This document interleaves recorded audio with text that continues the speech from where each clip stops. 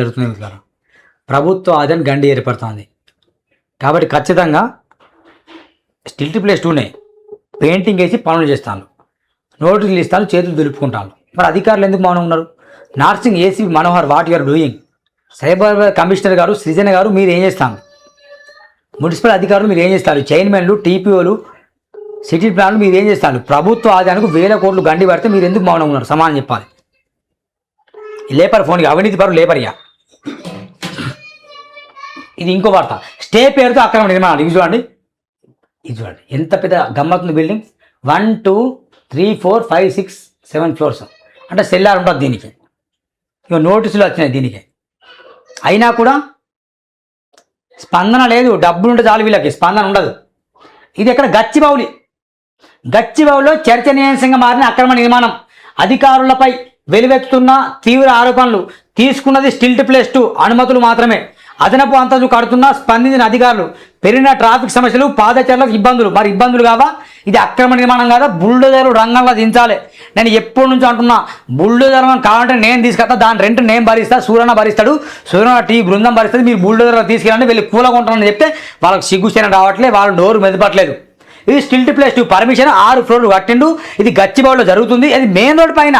కళ్ళు అప్పగించి చూస్తే కాదు, కళ్ళు మూసినా కనిపిస్తుంది ఈ బిల్డింగ్.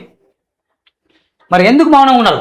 శేర్లింగంపల్లి సర్కిల్ పరిధిలో గచ్చిబౌలి విలేజ్ మెయిన్ రోడ్లో జరుగుతున్న అక్రమ నిర్మాణం స్థానికంగా తీవ్ర చర్చనీయాంశంగా మారింది. స్టిల్ట్ ప్లేస్ 2 అనుమతులు మాత్రమే తీసుకున్న నిర్మాణదారులు నిబంధనలకు విరుద్ధంగా అదనపు అంతస్తులు నిర్మించడంతో పాటు సెల్లార్ను కూడా ఏర్పాటు చేశారు.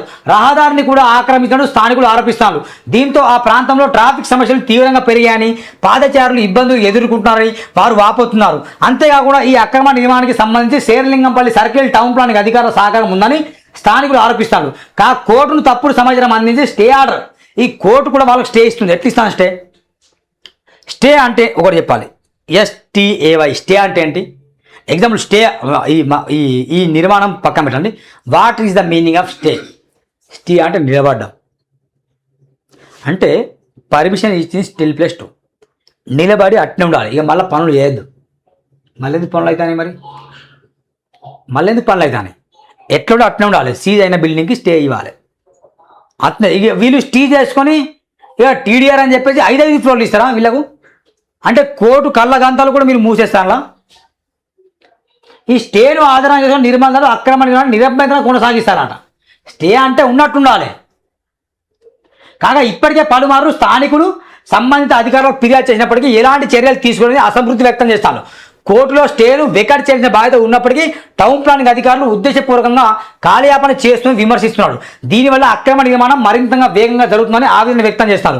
ఈ వ్యవహారంపై ఉన్నతాధికారులు స్పందించాల్సిన అవసరం ఉందని స్థానికులు అంటున్నారు. TMC కమిషనర్ వెంటనే, CMC అంటే ఎవరు? సైబరాబాద్ మున్సిపల్ కమిషనర్ సృజన గారు వెంటనే ఏం చేయాలి? దృష్టి సారించి అక్రమ నిర్మాణంపై విచారణ జరిపి బాధ్యులపై కఠిన చర్యలు తీసుకోవాలని వారు డిమాండ్ చేస్తారు. అలాగే కోర్టు స్టేను వెంటనే రద్దు చేయించి నిర్మాణాలను నిలిపియాలని కోరుతున్నారు. నిలిపివేయడం ఏంది? మొత్తం కూలగొట్టండి.